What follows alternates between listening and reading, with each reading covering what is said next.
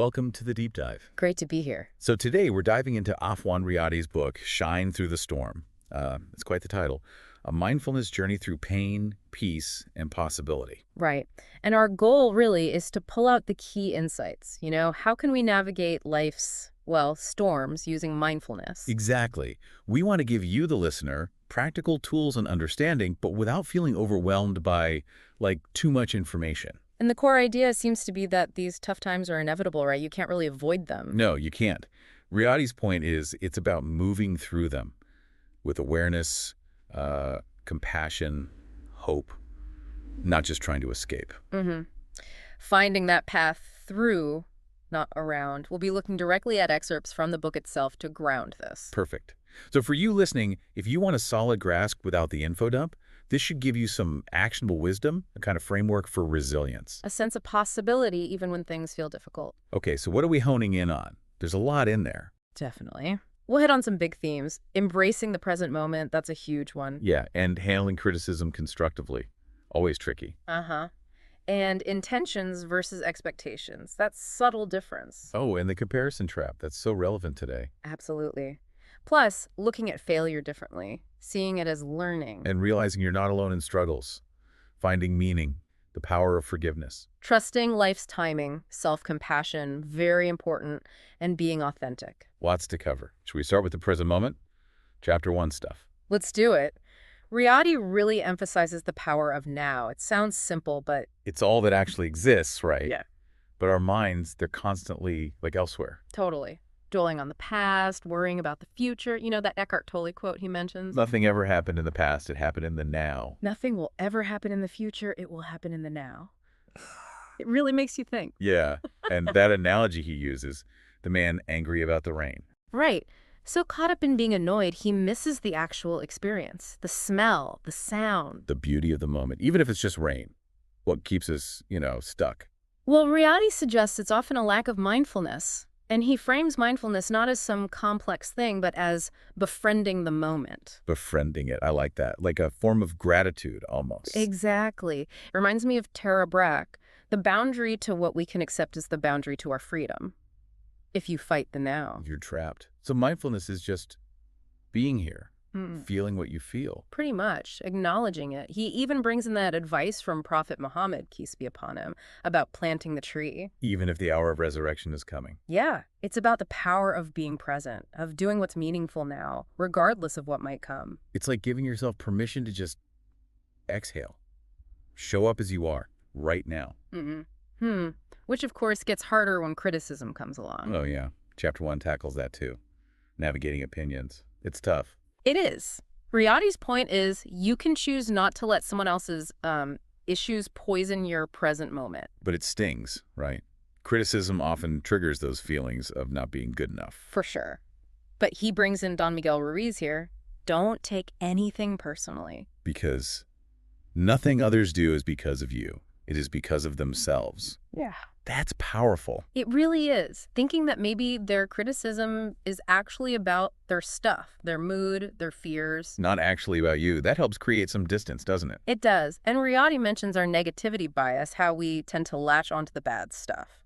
Yeah, one criticism can outweigh 10 compliments sometimes. But we have the power to shift focus. He says, basically distinguish, is this useful feedback or just noise? And you have the right to mentally mute the noise. Exactly. It connects to James Clear's identity habits, too. Like, who do you want to be? Someone who values peace, joy, self-worth. Right. So when criticism hits, respond from that place, not from defensiveness. Like his analogy of the rooted tree. You can shout at it, but it doesn't snap. Finding that inner stability and accepting you weren't put here to be understood by everyone. That's liberating in itself. He mentions Prophet Muhammad again, facing criticism but staying focused. With serenity, yeah. There's a Quran verse mentioned, 50.39, about patience. So criticism can be data, information, not a verdict on your worth. Precisely. Take what's useful, discard the rest. He calls it sacred indifference. Sacred indifference. Knowing who you are, fundamentally. And not letting others' opinions hijack your peace. Viktor Frankl's idea that space between stimulus and response. Our power is in that space. How we choose to respond. Yeah. Focus on living honestly, sleeping soundly. not controlling perceptions. Which ties into the next bit, doesn't it? This idea of not expecting a thank you. Ah, yes. Happiness being an inside job. That sting when your kindness goes unnoticed. Riyadi says that expectation changes everything. It turns giving into. Trading. Yeah. Like, I did this for you, now you owe me thanks. And that expectation is just setting yourself up for disappointment, isn't it? Almost guaranteed. Real giving, he suggests, is an act of grace. No strings attached. He brings in a spiritual angle, too, from the Quran, Surah Al-Insan. Right, about feeding others purely for the countenance of Allah, not seeking reward or even thanks. He sees that as spiritual maturity. It shifts the focus entirely, away from the other person's reaction. And onto your own intention. The quiet joy you feel when you help is the reward. It makes me think of Sean Akers' work on happiness. Internal habits matter more. Exactly. Gratitude, purpose, meaning those are the real drivers, not external validation. So if someone doesn't say thank you, instead of feeling slighted, you can. What? Feel free? Kind of. Smile because you were aligned with your values, not because they validated you. And maybe they're just not wired to express thanks easily. That's a good point. It's not always personal. Ryan Holiday's do the right thing, the rest doesn't matter. That fits here too. Definitely. It's about that internal compass. Doing things for a higher purpose, maybe through people, rather than for people's approval. Moving away from that praise-blame roller coaster. Psychology supports this too, right? Intrinsic motivation. Yeah, doing things because they matter to you leads to more lasting satisfaction than doing them for external rewards. Feeling unappreciated might still sting for a moment. That's human. Of course. But Riyadi encourages you not to live there. Find that spiritual independence. Your worth isn't in their thank you. It reminds me of Martin Seligman, satisfied people often give with intention, and Brene Brown on wholehearted living. Showing up, being kind, contributing, regardless of the applause. Because the real reward is internal. That peace, that warmth. Yeah. Maybe even saying thank you to yourself, to your heart, for having the chance to be useful. Okay, let's shift to another big one. Comparison. Chapter 2 stuff. Ah, the comparison trap. It's almost unconscious sometimes, isn't it? Scrolling social media. Yeah, seeing someone's highlight reel and suddenly questioning your own life. Riyadi calls comparison a silent thief. Slips in through cracks in our self-esteem, and his point is crucial. You're comparing your reality, your whole messy life. To their performance. Rehearsed, well-lit, filtered. Exactly. It's not apples to apples. He quotes Dr. Aid Al-Karni. Be content with what you have. And do not compare yourself with those who are above you. Not about lacking ambition, but about not letting constant upward comparison steal your joy in what you do have. It's maybe a human instinct, but social media turns it into a minefield. totally. And it's exhausting, that feeling of not measuring up. Riyadi connects it to Frankel's idea, too. Yeah, that when we lack deep meaning, we seek distraction. Comparison can be just that, a distraction from our own path. So the antidote is, what? Looking inward. Pretty much asking, am I living aligned with my values, my purpose? That's the only comparison that brings peace, he suggests. Not, am I doing as well as them? Yeah. Russ Harris says comparison pulls us from our values, too. Right. Think of Riyadi flower envying the tree. Different roles, different beauty. So notice the thought, don't judge it, then redirect. Yeah. Back to your own life. Using mindfulness. And Tara Brach again. Yeah. Accepting your life as it is freeing. Like Brene Brown on authenticity, letting go of who you think you should be. Yeah. And when comparison hits, Riyadi suggests asking, what am I really longing for right now? And it's usually not their specific car or job, is it? Rarely. Often it's connection, fulfillment, peace, meaning, things you can cultivate in your own life. He has that reassurance. You're not late, behind, less, or losing. You're becoming. Looking at your life with your own eyes. Finding the quiet, real stuff that doesn't get posted. Love, kindness, resilience, peace. And that rainy day story he tells is so good. Oh, yeah. The different people all wanting what someone else has. Exactly. The couple under the umbrella, the bus rider, the driver, each envying something, missing the beauty or comfort in their own spot. It's a reminder that the person you envy might be wishing for something you have. Right. Gratitude is key. Recognizing the quiet gifts already here. We all have rainy days, but maybe we all have an umbrella of some kind too. Take a second look at your life through the light of what's already here. Good advice. Okay, moving into chapter 3, failure. Such a loaded word. Yeah, feels heavy, doesn't it? Like an end point. But Riyadi reframes it completely. He does. He sees it as a catalyst. For growth, for resilience. He lists all those famous examples, right? Yeah. Einstein, Disney, Oprah. Edison. People who failed, sometimes spectacularly, but used it as fuel. So failure is actually a teacher. It tells us something. Definitely. About ourselves, about what needs to change, how to improve.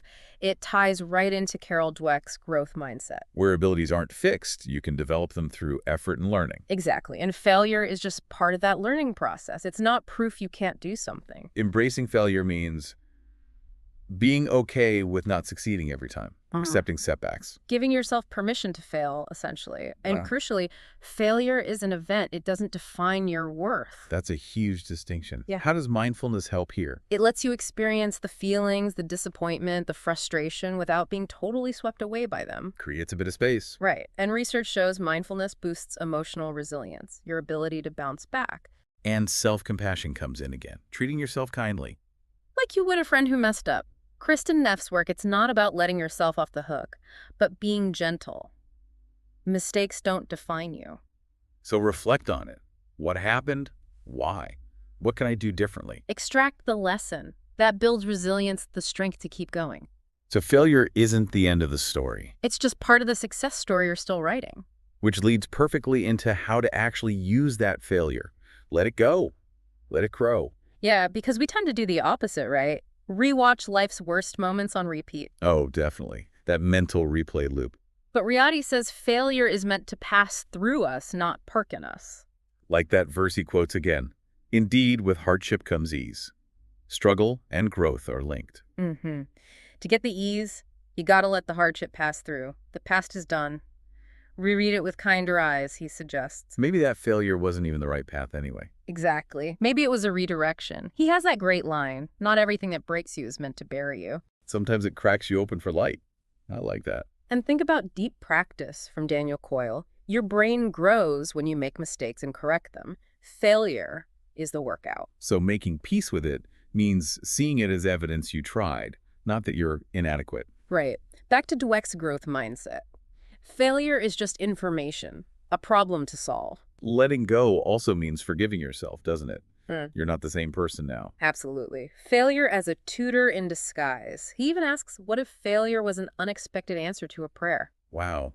That shifts perspective. We're not supposed to be perfect, just growing. And cringing at your past self, maybe that's just the price of evolution. Don't stay chained to it. Ryan Holiday again. The obstacle is the way. Obstacles strengthen character, contain opportunities. Hitting rock bottom can be the foundation for something really solid. And Edison's view. Failures are just finding ways that don't work. Experiments. It's about telling a new story about the past. Not I failed, but I fought, I adjusted, I learned, I moved forward.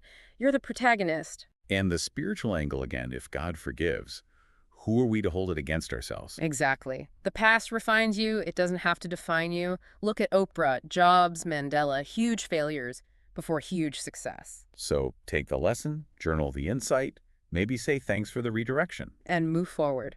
Bravely. You are not your mistakes. You're the resilience after, the rebuilding, the restart, the comeback. Like Rumi says, don't resist changes. Let life live through you. Letting go of the old chapter lets the new one begin, leading to wisdom, groundedness. More alignment with your purpose, hopefully. Okay, as we wrap up this deep dive, there's one more thread, this feeling of connection, knowing you're not alone. Yeah, he touches on that fundamental need, even when we feel isolated. We're part of something bigger. That's the idea. There are often unseen supports, guidance, maybe the universe or God or just interconnectedness. It's easy to forget that when things are tough, that there's maybe a deeper order. Riyadi emphasizes that feeling of being held. In joy, sorrow, struggle, peace. He draws on that Islamic idea of divine presence always being there. And it connects to other thinkers too, right? Like Tara Brach on vulnerability, fostering connection. Mm-hmm. And John Kabat-Zinn on mindfulness, helping us see those subtle links to the world. Sometimes loneliness isn't about people, but inner disconnection. Brené Brown talks about that. Embracing imperfection helps us see our common humanity.